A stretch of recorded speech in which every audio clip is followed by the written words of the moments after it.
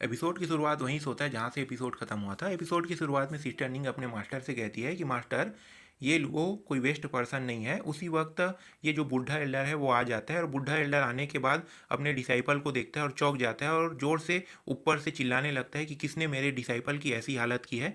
तभी हमारा main character ऊपर की ओर देखने लगता है और ये जो बूढ़ा एल्डर है वो धड़ांग से नीचे ज़मीन में लैंड करता है और उनके जो दोनों डिसाइपल है मास्टर कह के अपने मास्टर को पुकार रहे होते हैं और वो सारी घटनाओं के बारे में बता देता है जो इनके साथ हुआ है। तभी ये जो बूढ़ा एल्डर है हमारे मेन कैरेक्टर के ऊपर गुस्सा होने लगता है और हमारे मेन कैरेक्टर की ओर अपने पावर को एक्टिवेट करके गुस्से में बढ़ रहा होता है। तभी इसे बचाने के लिए सिस्टर जीन जो है वो सामने आ जाती है हमारे मेन कैरेक्टर के। लेकिन यहाँ पे कहानी पे ट्विस्ट होता है।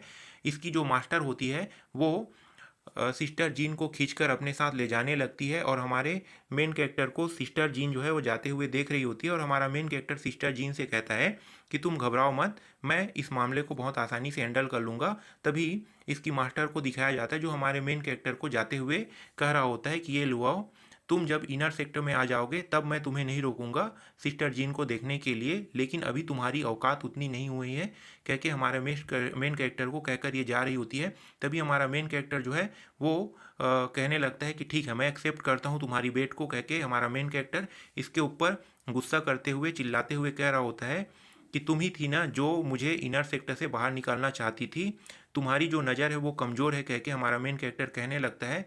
तभी सीन चेंज हो जाता है और अब लड़ाई का सीन आ जाता है। लड़ाई में बुढ़ा जो है अपना पावर एक्टिवेट कर रहा होता है और हमारा मेन कैरेक्टर भी लड़ने के लिए तैयार रहता है।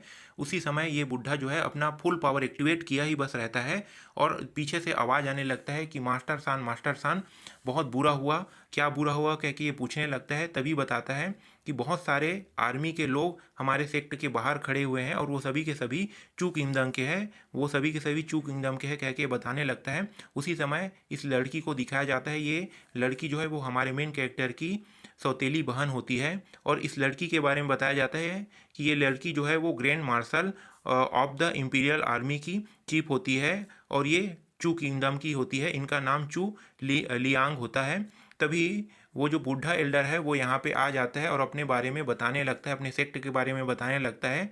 इसी समय जो यहाँ पे एक गार्ड खड़ा होता है हमारे मेन कैरेक्टर के बहन के बगल में, वो गार्ड जोर से चिल्ला के उस बूढ़े को बोल रहा होता है कि तुम्हारी हिम्मत कैसी हुई, तुम तो एक सिर्फ छोटे पिक के मास्टर हो, तुम इस तरीके से जोर से चिल्ला के कैसे बात कर सकते हो, कह के चिल्ला के ये जो इंसान होता है वो बोल रहा होता है उस बूढ़े एल्डर को। और ये जो बूढ़ा एल्डर होता है वो डर जाता है और डरने के बाद एकदम हाथ जोड़ के हमारे मेन कैरेक्टर की बहन की ओर आने लगता है और पूछने लगता है कि आप यहाँ पे क्यों आए हो। तभी ये बताने लगती है कि मैं यहाँ पे अपने ब्रदर से मिलने आया हूँ, कह के बताने लगता है और उसका सरनेम जो है हमारे मेन कैरेक्टर का सरनेम भी बताने लगता है। लेकिन ये जो बूढ़ा होता है वो ये सोचकर खुश हो जाता है कि यहाँ पे इसकी जो ब्रदर है वो यहाँ ही इसी सेक्ट में रहता है, सेक्ट में रहता है। अगर मैं उसके साथ अच्छे से व्यवहार करूं तो ज़रूर मैं बेनिफिट प्राप्त कर सकता हूं, क्योंकि ये अपने मन ही मन मुस्कुरा रहा होता है और वो सारी घटनाओं के बारे में सोच रहा होता है कि मुझे किस तरीके से मुझे बेनिफिट मिल सकता है और मैं जब इस इनर सेक्टर में भेजूंगा तो मुझे क्या क्या बेनिफिट मिलेगा, कह के मुस्कुरा रहा होता है। तभी ये जो हमारे मेन कैरेक्टर की बहन है वो बताता है कि मेरे भाई का जो सरनेम है वो ये है, मैं चू हूँ, और वो उसका जो सरनेम है ये है कि एक बताने लगता है। तभी ये जो बुढ़ा है वो चौंक जाता है और सिर्फ ये बुढ़ा ही बस नहीं चौंकता, बाकी जितने भी डिसाइपल है वो सभी के सभी चौंक जाते हैं कि ये ए नाम से एक ही बंदा यहाँ पे रहता है। तभी पीछे पलट के देखता है ये लुओ, और ये लुओ को आते हुए दिखाया जाता है। फिर बताता है कि आई एम ये लुओ, मैं ही ये लुओ हूँ।